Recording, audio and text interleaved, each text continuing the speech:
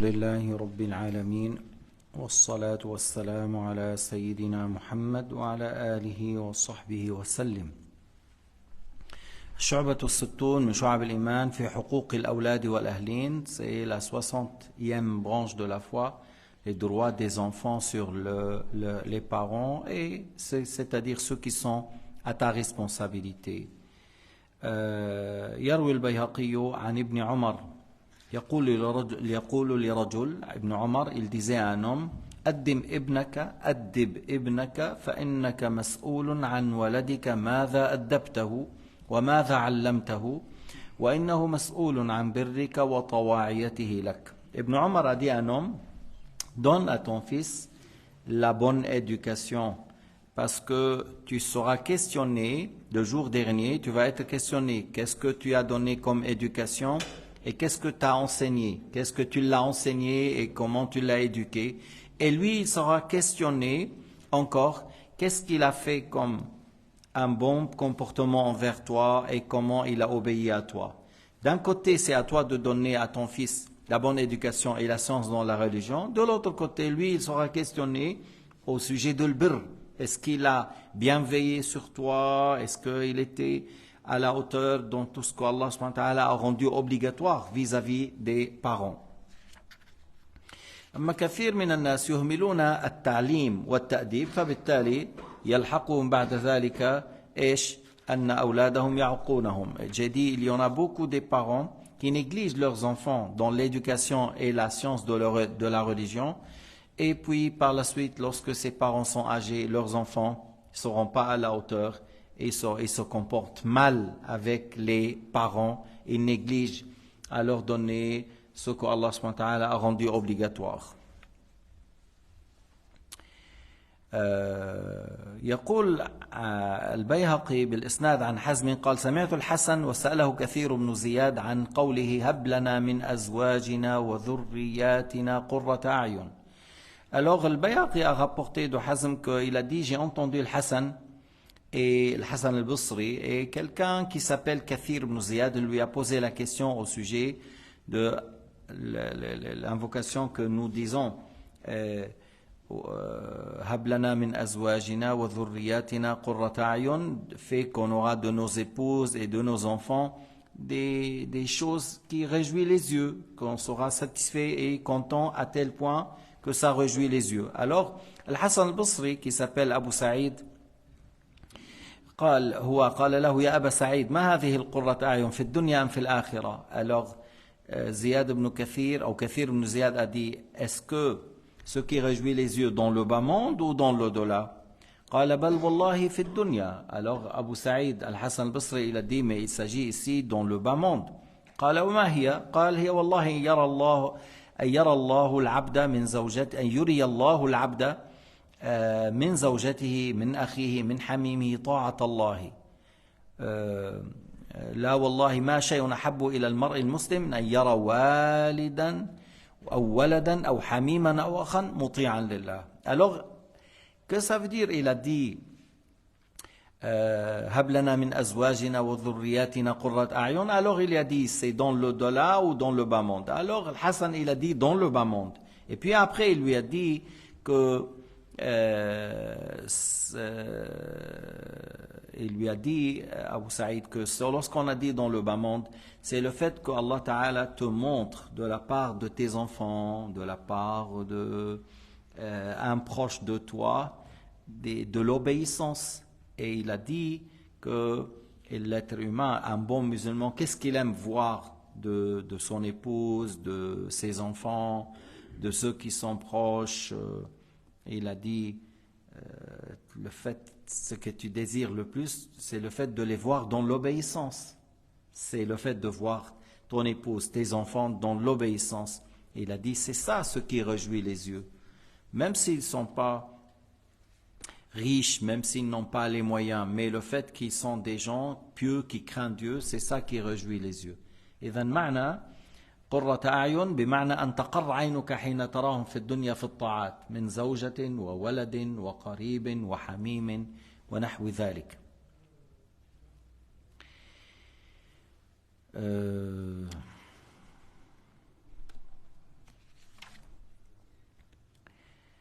هلا لما يكون الإنسان عنده بنات، كثير من الأحيان بتلاقي بعض الآباء إنه أو حتى بعض الأمهات إنه عندي بنات، لكن أنت لا تدري أيه خير لك. Des fois, il y a des gens que Allah Ta'ala leur donne des filles, il n'a pas eu de garçons. Et peut-être ils seront un peu tristes ou chagrinés qu'il n'a pas eu des garçons, il n'a eu que des filles. Et on ne sait pas lequel est un bien pour nous. Des fois, tu auras des enfants et ils te fatiguent et ils remplissent la terre par la désobéissance et les mauvais actes.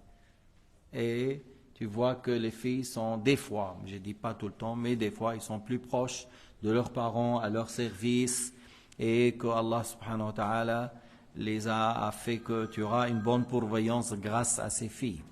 في الحديث عن أنس قال رسول الله صلى الله عليه وسلم من عال جاريتين حتى يبلغا جاء يوم القيامة أنا وهو هكذا وضم إصبعيه رواه مسلم. Alors, Sayyidina Muhammad alayhi salatu wasallam a dit, c'est lui qui a pris soin de deux filles, il les a nourries, il leur a donné une bonne éducation jusqu'ils sont devenus pubères. Alors il vient le jour du jugement, il a dit Sayyidina Muhammad, il vient le jour du jugement, moi et lui comme ça.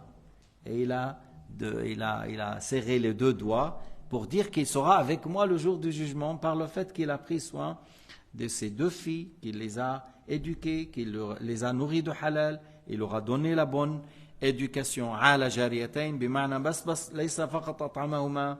عال جاريتين, ça ne veut pas dire il les a nourris, il les a nourris, il les a logés, il les a couverts. Et il leur a donné la bonne éducation et la science de la religion. Le jour du jugement, il vient de cette manière-là avec le prophète alayhi salatu wassalam.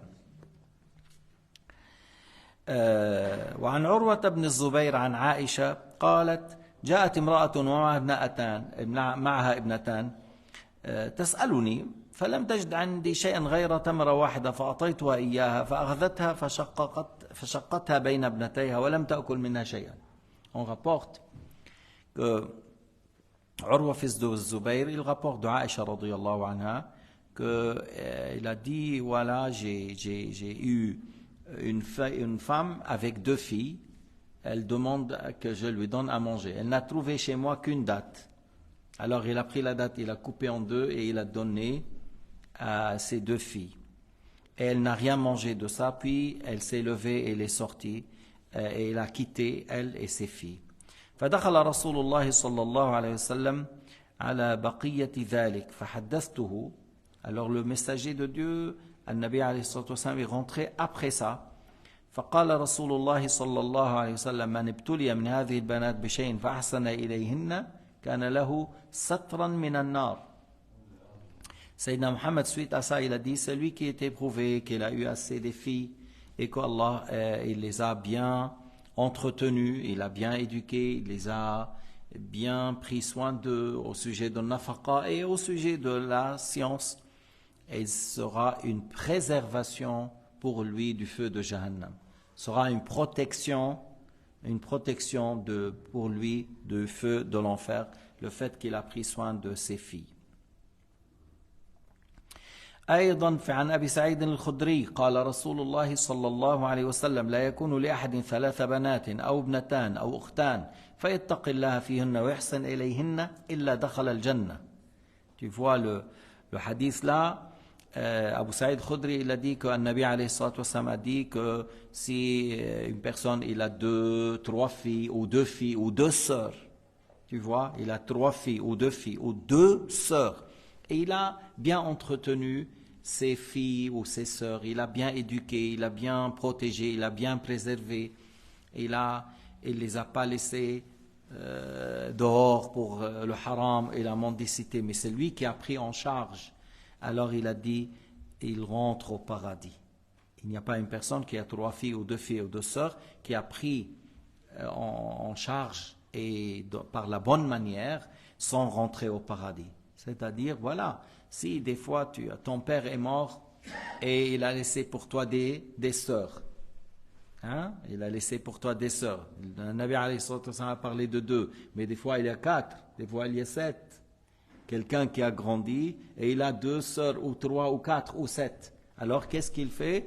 Et il s'en occupe. C'est lui qui court pour travailler et par la suite ramener à manger pour que lui et sa sœur, avec des fois la maman et les sœurs, mangent du halal. Et il prend soin d'eux, il leur donne la bonne science, et il les laisse apprendre ou il les enseigne.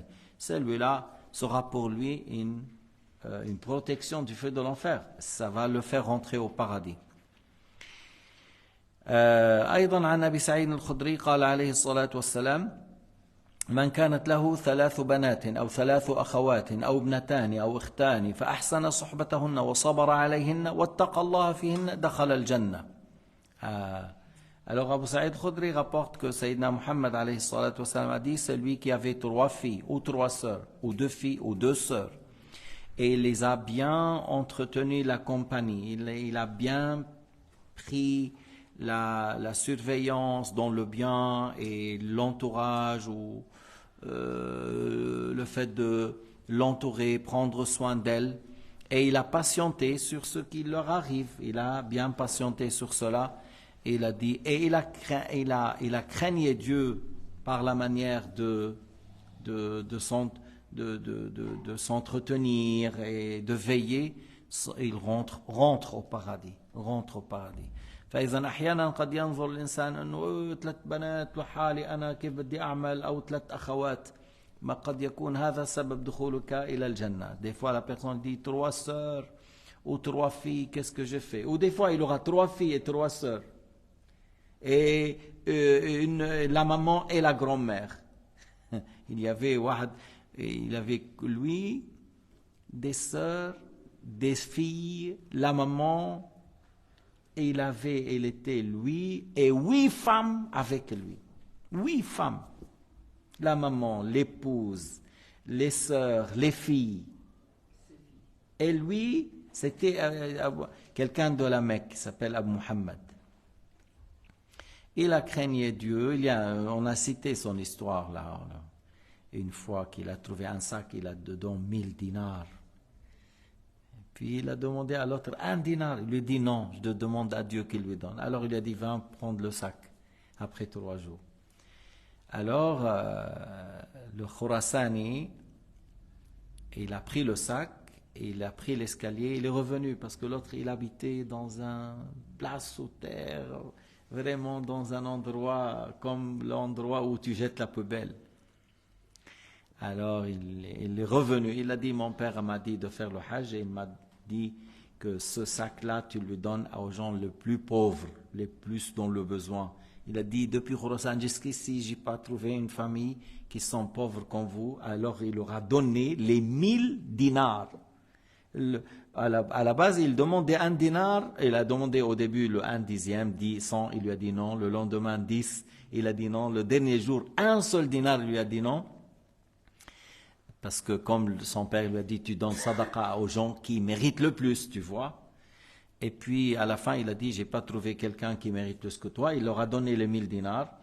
Et comme Ibn Jarir Tabari, qui rapportait l'histoire, était avec eux, il voulait sortir, il était content. Alors il lui a dit à Mohammed, non, reviens. Il lui a cité un hadith que lorsqu'il y a un cadeau qui vient, tu auras et tu donnes à celui qui est présent. Alors il lui a dit, viens, tu étais présent. Et il l'a fait s'asseoir. Et comme ils étaient 8 et lui 9 et Ibn Jarir le 10e, tu vois, il lui dit, et à chaque fois il lui dit, et ça c'est pour toi, et ça c'est pour toi. Ibn Jarir a eu 100 dinars, et lui 100 dinars, et l'épouse, la maman, les sœurs, les filles. Puis après, ses filles à lui, tout ça a été marié avec des grands princes, avec des grands hommes. Tout ça, ça revient à, tu as bien veillé, tu as bien craigné Dieu, et Allah Ta'ala lui a donné une solution par la suite. Regarde.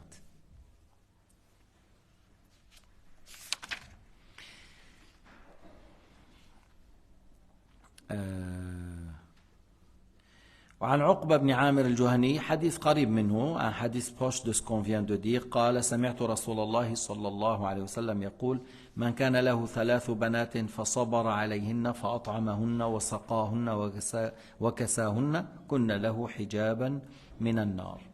Alors Uqba ibn Amir al-Juhani a dit, j'ai entendu Rasoul alayhi salatu wassalam dire, celui qui avait 3 filles et qui l'a patienté et qui leur a donné à manger et qui les a les donner à boire et il les a bien habillés, elle sera pour lui une protection du feu de Jahannam. هلا في شغله مهمه انه لما بتكون عندك اولاد وبنات تقسم بالعدل. Si tu as des garçons et des filles, tu sois juste, par exemple, tu veux donner, par exemple, à un certain moment, tu as une somme d'argent, tu veux donner à tes enfants, alors tu donnes d'une manière juste, garçons et filles. Par exemple, il y a 5, 3 filles et 2 garçons. Tu ne vas pas donner, par exemple, 40-40, puis après là-bas tu donnes 20-20. Tu vois, tu dis 40-40 et 20-20-20. Mais plutôt tu donnes à chacun, il y a 5 personnes, alors tu donnes 20-20-20. Tu sois équitable avec tes enfants parce que par les dons et les cadeaux, même garçon comme la fille. إذن بالعطية بأثناء الحياة ليس في قسمة الميراث. قسمة الميراث الله سبحانه وتعالى ذكر لنا الأحكام، لكن في الدنيا إذا أردت أن تعطي بين أولادك تقسم. إذا تشتري لهذا شيء تشتري للآخر مثله، إذا أعطيت لهذا هدية تعطي للآخر مثله. جيد، هذا هو الأفضل. Ça c'est le mieux. On n'a pas dit c'est obligatoire, mais c'est la sunna d'être équitable. قال عليه الصلاة والسلام اعدلوا بين أولادكم. Le messager de Dieu a dit soyez équitable avec vos enfants, que ce soit les garçons et les garçons, les filles et les filles, et les garçons avec les filles. Et pour clôturer, عن أبي هريرة قال رسول الله صلى الله عليه وسلم خير نساء ركبن الإبل نساء قريش أحناه على ولد في صغره وأرعاه على زوج في ذات يده. رواه مسلم. Abu Huraira a rapporté que Rasoul Muhammad a dit les meilleures femmes qui ont été au-dessus des chamels, voilà, au-dessus des chameaux, c'est les femmes de Quraysh, c'est les femmes de la tribu de Quraysh. C'est elles qui ont beaucoup de sentiments envers leurs enfants pendant leur enfance, et ils prenaient beaucoup soin de leur mari et de bien de leur mari. Yani, ils ont une certaine pitié et sentiment et tendresse envers leurs enfants lorsqu'ils sont petits, et ils ont une très bonne manière de respecter le mari et ne pas toucher à ses biens sans sa permission. Wallahu subhanahu wa ta'ala a'lam wa ahkam.